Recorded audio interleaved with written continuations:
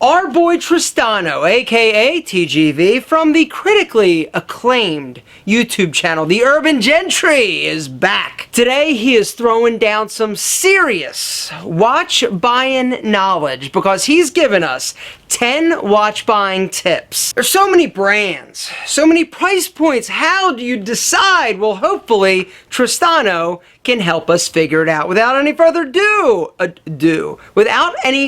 you get what I'm trying to say. Tristano! Okay, hi guys and welcome to the show. Today I'm going to be discussing my top 10 tips for buying watches. This basically is aimed more at the newcomer, but also if you're a veteran or seasoned watch collector, you might find some of these points useful. Of course, if there's anything you want to add, your own tips, please share down below in the comments. I'd love to hear your own recommendations. So anyway, we'll start at number 10. The first thing, fairly obvious, but is always to try before you buy. It's a bit like a suit. You want to see how it fits, you want to see how it feels, the weight, and also how it complements your outfit. Of course, watches are the ultimate man's accessory, so you really want to try it before you buy it. Number 9 is to stick to reputable brands. There's countless reasons because of this. Firstly, you know, if something goes wrong with the watch, if it's a brand that's very well established, it's going to be easier to fix because, you know, you can go to their service centers.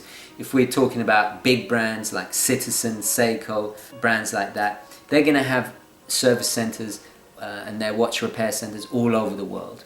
Also, if it's a well-recognized brand, it's going to be easy to sell if you change your mind further down the road. Number 8 is always try and get a watch with a changeable strap, like something like this. The strap is often the first thing to go with constant use. It's the first thing to go wrong usually. So you want to get something with a changeable strap. Also there's the benefit of, for example, this is my Zinn 104. This is actually a German watch. With a changeable strap like this, you can change the appearance of the watch. I could put a leather strap on this and make it more dressy, more formal.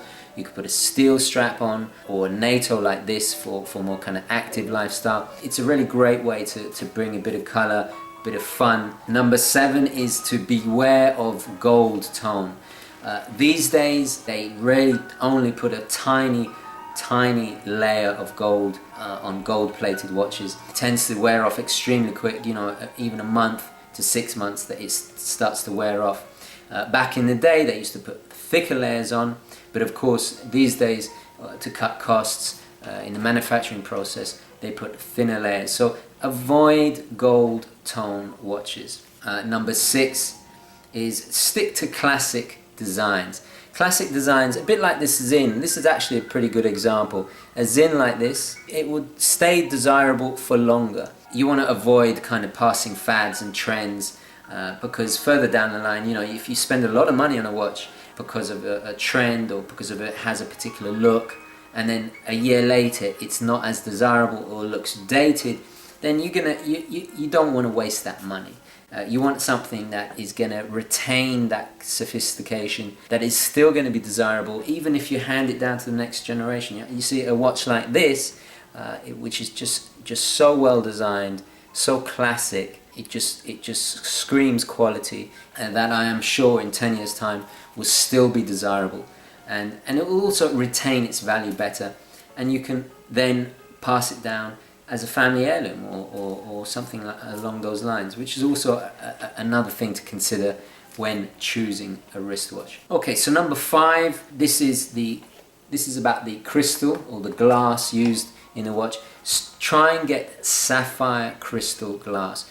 Obviously there are watches like the Omega Speedmaster Man on the Moon, the famous Moon watch that has Hesalite, which is a softer crystal, but that was for very specific reasons because NASA required it for space exploration. There's a lot of technical reasons. I won't go into that now, but that is a very rare example. But for the most part, stick to sapphire glass. It's extremely scratch resistant. It really will take a load of punishment, and you can just go about your daily business and not have to worry about the glass scratching. I mean, I could take a knife and it really is strong stuff. Number 4 is you want to get a watch with the water resistance rating of at least 100 meters. Now that enables you to do things like basic things like washing up, and you won't have to worry about damaging the watch. That will protect you from the normal kind of sweat, especially if you're in a hotter climate. You wouldn't believe how the moisture can really mess up a watch. So try and get a watch with at least 100 meters water resistance. If you want to go swimming, diving, then you're going to need something slightly more, like 200 meters, 300, 500 and upwards for serious diving and water activities. Number 3 is you want to stick to stainless steel. We mentioned gold plating earlier. Obviously some people like to have a gold watch, something very kind of classic like a gold watch, platinum, white gold even. But these precious metals, they are softer and are prone to scratch more. Steel is very resilient, it doesn't corrode, and it will take the punishment of your everyday lifestyle. So I recommend steel. Titanium is another option. It is a harder material, but it is lighter. It really is a question of preference regarding titanium, but my recommendation is stick to stainless steel. Number 2 is you want to get a good movement. Now what is the movement? The movement is the mechanical engine, if you want. Imagine this is a car. The movement is the engine. It's what runs and keeps time. The Swiss are the best, undoubtedly. The Japanese also offer some amazing movements for very, very low prices, but pretty much try and get a Swiss movement. Even this German-made Zinn has a Swiss movement in it, and they are the best. And you don't have to spend a lot of money, but I would recommend getting a good movement because it will keep time better, and also it's a more desirable watch. They are world renowned for their movements, and it will be more reliable. The Swiss really know their stuff. It's a long tradition of watchmaking in that country, and so I recommend Swiss movements. Now number 1 is fairly obvious, but it has to be said, and it's the number 1 thing, is to shop around and to do your research. You wouldn't believe the money you can save by just doing a little bit of researching, and especially find out exactly what you need and want in the watch before you go to the watch store, because you don't want to waste that money. You want to get something that's going to last you for decades to come. So make sure you do your research. I know it's pretty obvious, but it is definitely the number 1 tip for me.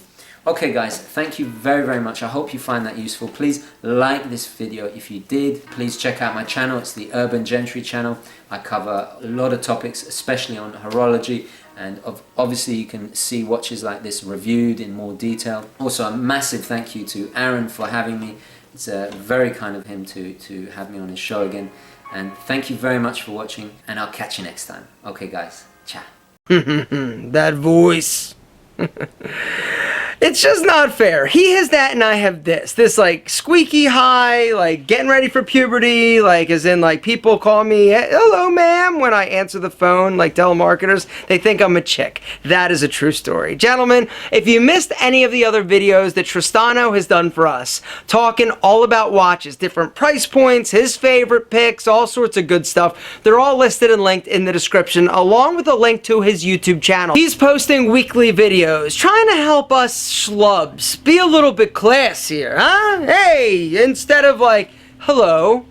Yeah, Tristano's talking about the finer things that Alpha M happens not to know anything about. I'm trying to learn. Gentlemen, you can too. Links below.